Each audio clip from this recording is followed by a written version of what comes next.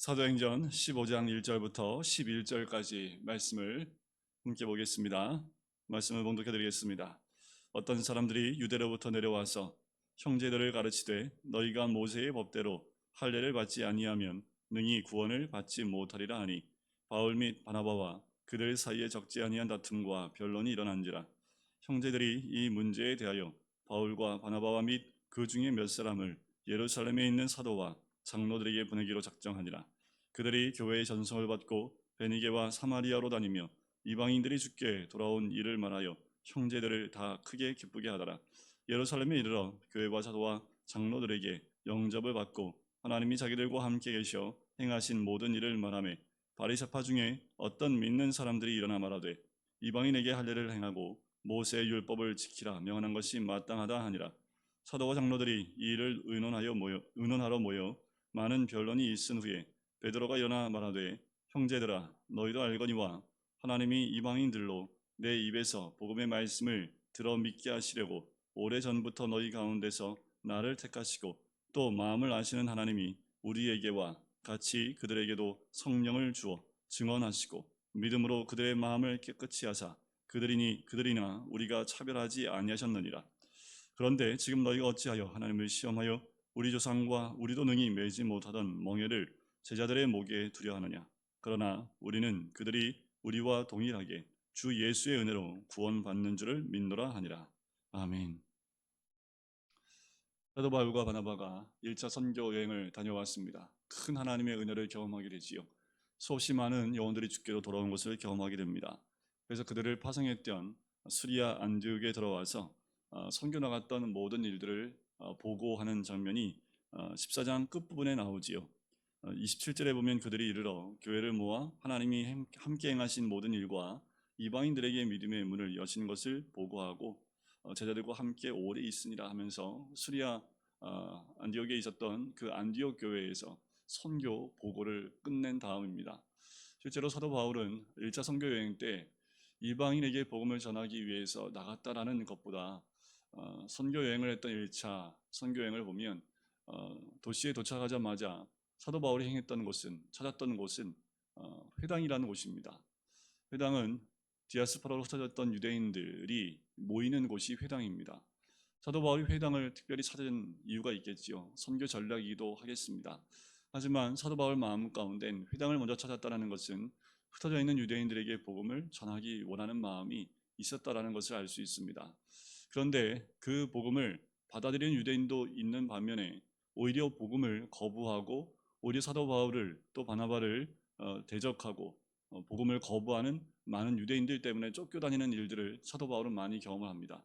그 가운데 수많은 이방인들이 오히려 복음을 듣고 주께로 돌아오는 큰 역사를 경험하게 된 거지요. 자, 이런 상황 가운데 오늘 15장에 문제가 생긴 겁니다. 뭐냐면 어떤 사람들이 유대로부터 내려와서 형제들한테 무엇을 가르치냐 하면 모세의 법대로 할례를 받지 않으면 구원을 받지 못한다라는 이야기를 한 겁니다. 이 사건이 굉장히 큰 사건이 되고 사도 바울이 이제 순교하기 전까지 사도 바울을 괴롭혔던, 그리고 사도 바울과 계속해서 대치점에 있었던 기독교인이지만 유대인들 가운데 이런 논리를 가지고 있었습니다. 그래서 사도 바울이 편지를 썼던 내용들 가운데 특별히 갈라디아서와 로마서는 이 부분에서 굉장히 강력하게 변론을 하는 내용들이 적혀져 있지요. 유대인들은 모세의 율법을 지켜야 될 뿐만 아니라 할례를 받지 않으면 구원을 받을 수 없다라고 이야기하고 또 많은 이방인들한테 이 이야기를 합니다. 실제로 갈라디아서를 보면 그 쓰여진 연대가 대략 정확하진 않지만 사도 바울이 1차 선교 여행을 하고 난 다음 갈라디아 지방에 있는 많은 이방인들이 주께 들어온 다음 바로 이 15장의 이 사건이 있고 난 다음에 있었던 사건으로 많은 이방인들이 이들의 이 말에 혹하여 넘어가는 사건들이 많이 일어납니다. 왜 이방인들 가운데 복음을 통해서 구원을 받았음에도 불구하고 모세의 율법과 할례를 이야기했을 때 이 이방인들이 이 말에 귀를 기울이고 또 이것을 따라갔을까라는 거예요. 왜냐하면 이 두 가지는 유대인을 그리고 이스라엘을 이스라엘로 만드는 가장 중요한 두 가지입니다. 율법과 할례는 유대인이 유대인일 수 있게끔 만들어주는 두 가지예요. 이것이 유대인일 수밖에 없는 가장 큰 증거이기 때문에 너희도 하나님의 백성이고 싶으면 이 두 가지를 따라야 된다라고 가르칠 수밖에 없었던 겁니다. 이 두 가지가 없으면 유대인들의 정체성이 사라져버립니다. 그런데 사도 바울이 복음으로만 구원을 받는다고 하니까 이들의 정체성 자체가 흔들려 버리는 거지요. 이들은 목숨을 걸고 이것을 지키게 하려는 마음이 있을 수밖에 없고, 믿음으로만 구원을 받던 이들이 율법을 지켜야 된다라는 말, 그 말을 듣고 그런가 보다 라는 생각을 이방인들은 가질 수밖에 없는 거지요. 믿음으로 받았는데, 믿음으로 받았지만 이 믿음이 강하지 못한 이방인들에게는 뭔가 확실한 것이 필요했겠지요. 여러분들, 우리의 삶 자체도 마찬가지입니다. 우리가 믿음으로 구원을 받았지만 우리의 삶 가운데 믿음의 은혜에 감사하여 신앙생활을 하는 것보다 이제 그 다음부터는 구원받은 증표나 구원받은 무엇인가를 우리가 소유하고 싶어하는 인간적인 마음들이 있지요. 이방인에게도 이런 마음이 없을 수 없습니다. 그래서 이 말씀들, 특별히 모세의 율법과 할례를 받게 하는 것, 이것에 많은 이방인들이 넘어가게 됩니다. 그래서 갈라디아서는요, 굉장히 강력하게 사도 바울이 갈라디아 지방에 있는 그 많은 사람들, 이방인들을 책망하는 내용이 나와요.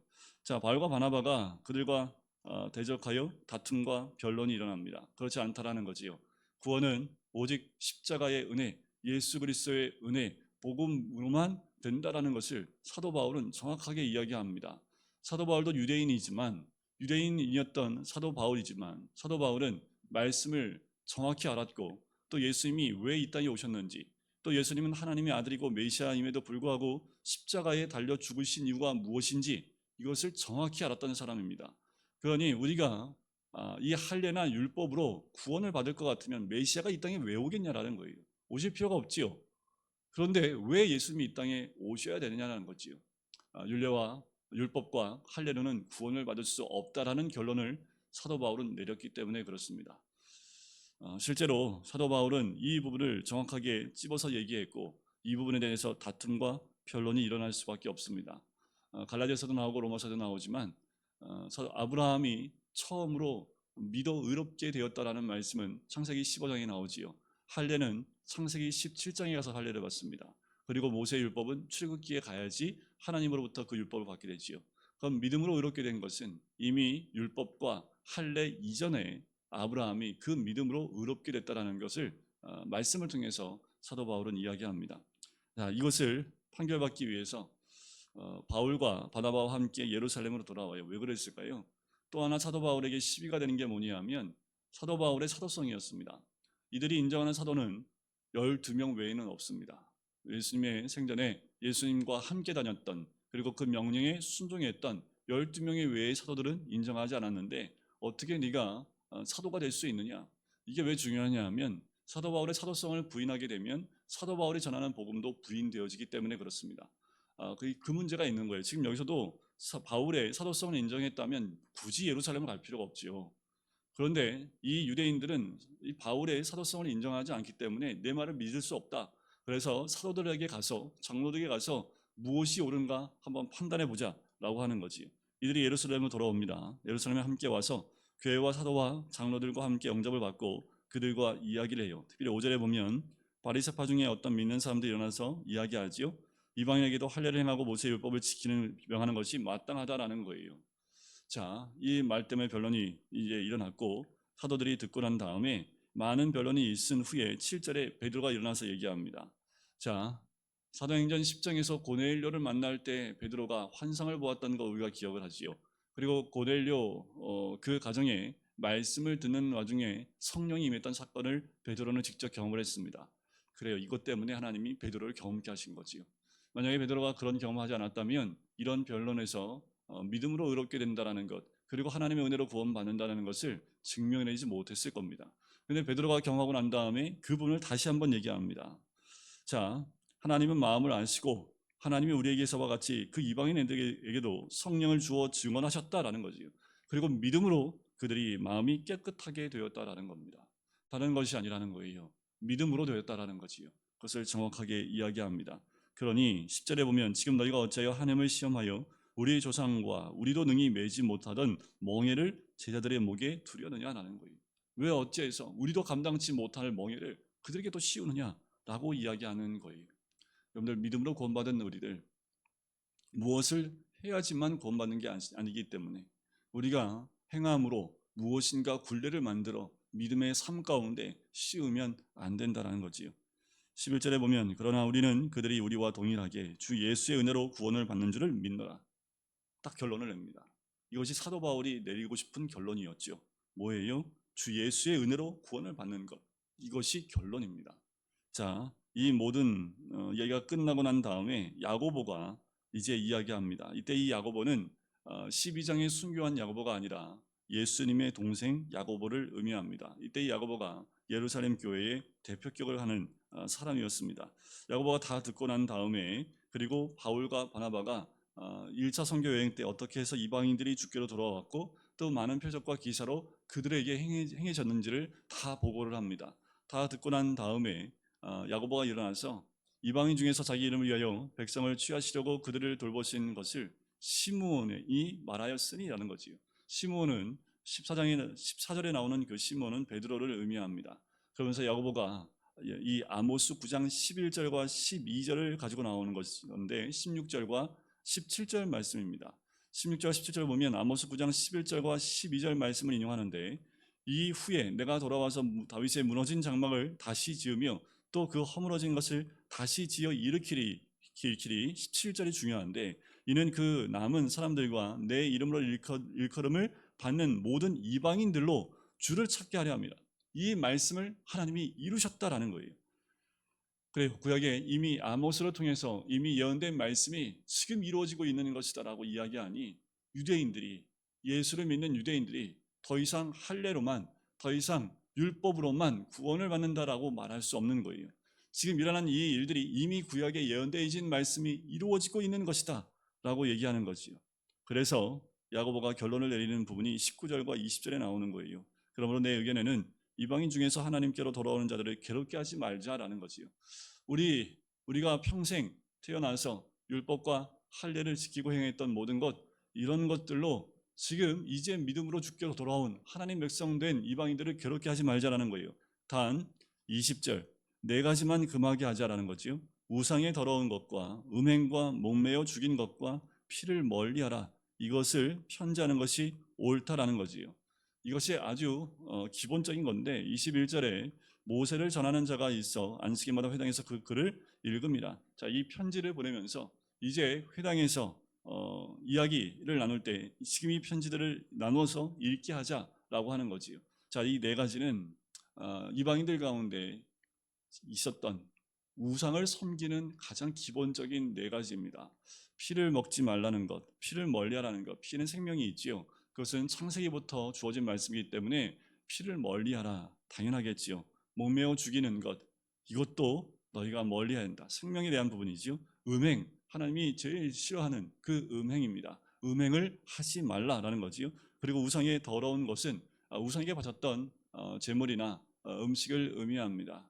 이런 것들이 이방인들에게 넘어지게 하는 것들이고 또 우상을 섬기는 것들이기 때문에 우상을 섬기는 것과 생명을 경히 여기는 두 가지를 금하게 하는 것, 그것이 어쩌면 율법의 가장 기본적인 부분인데, 이것은 그들이 지키는 것이 마땅하다라는 거지요. 다시 말씀을 드리면 이 정도는 이방인들도 지킬 수 있는 것들이라는 거예요. 하나님이 기뻐하지 않는 것, 이것은 이방인들도 따라야 됨을 얘기합니다. 근데 놀라운 것은 이야기를 듣고 이방인들이 즐거워하고 기뻐한다라는 거예요. 이거는 당연한 것으로 이들도 생각하고 있다라는 거지요. 결국 이 믿음으로 구원받는다는 것이 결론이 나고 이 예루살렘 공예는 끝나게 됩니다. 여러분, 우리가 구원받는 것 하나님의 은혜이고 믿음이지요. 하나님은 우리의 마음을 다 아십니다. 우리의 믿음을 다 아시지요. 시간이 예수 믿고 10년이 지났던 20년이 지났던 아니면 40년이 지났던 그 시간이 중요한 것이 아니라 가장 중요한 것은 내 마음에 여전히 믿음으로 구원받는다는 하나님의 은혜가 우리에게 있느냐가 중요한 겁니다. 구원은 주에도 말씀드렸지만 과거와 현재와 미래고, 그 구원은 지금도 이루어지는 것이고 앞으로도 이루어질 부분이고, 또 그 구원은 우리에게 완성되어지는 것입니다. 오늘도 우리가 이 새벽 예배를 주님께 올려드리는 것은 그 구원을 오늘도 완성해드리는 하나의 모습이라는 거지. 오늘도 그 믿음으로 주님께 나가실 뿐만 아니라 우리에게 이 큰 은혜를 주신 주님께 감사하는 오늘 하루가 되시기를 주님의 이름으로 간절히 축원드립니다. 기도하겠습니다. 사랑하는 주님, 오늘도 주의 말씀과 은혜 가운데 사도 바울이 선교를 하고 난 이후에 있었던 모든 변론의 이야기들을 함께 나눌 수 있게 주심을 감사합니다. 하나님, 우리가 지켜야 될 것은 오직 믿음이고 또한 그 믿음에 따라 구원받은 우리들 늘 주님 안에 거하며 말씀 안에 거함으로 그 복음의 말씀 안에 거하는 삶을 사는 것이 우리가 살아야 될 모습인 줄 믿습니다. 그 어떤 것, 아버지 하나님, 주님 주신 그 말씀의 은혜 가운데 머물 때에 아버지 하나님, 우리가 늘 주님을 따라가며 그 은혜 가운데 머물 수 있게 될 줄 믿습니다. 오늘도 그 말씀의 은혜 가운데 머물며 복음 가운데 머물러 또한 구원받는 주의 백성의 삶을 살아갈 수 있는 우리가 될 수 있도록 축복하여 주시옵소서. 감사드리며 예수 그리스도의 이름으로 기도드립니다. 아멘.